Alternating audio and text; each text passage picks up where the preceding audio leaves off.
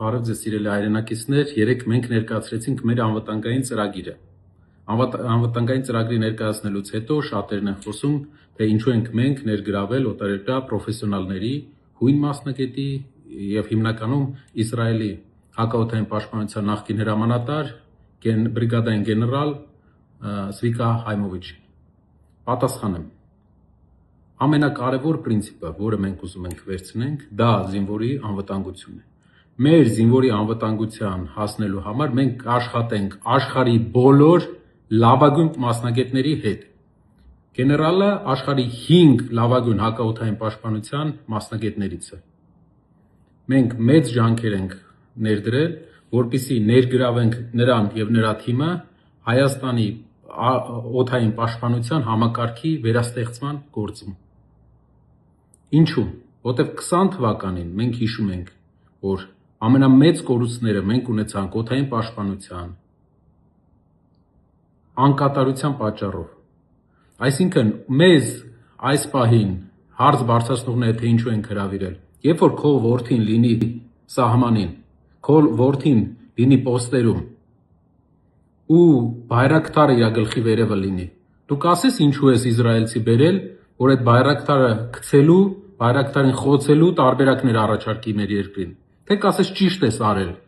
Դուք ձեր որդիների վրա օրինակ վերցրեք, ձեր եղբայրների վրա օրինակ վերցրեք։ Նույն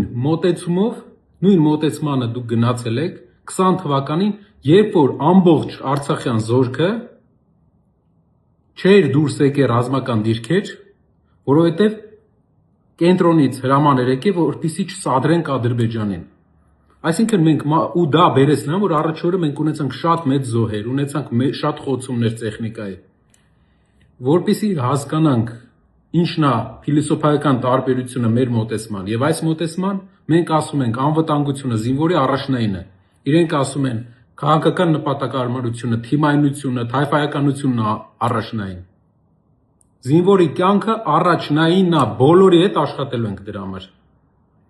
Այնպես ենք աշխատելու, որ վաղը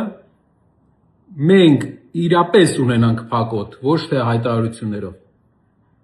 Որպեսզի հասկանաս դու ունես փակոտ, թե չէ, մինչև պատերազմը, դու պետք է գտնես աշխարհում լավագույն հակաօդային պաշտպանություն ունեցող գնաս երկիրը գտնես,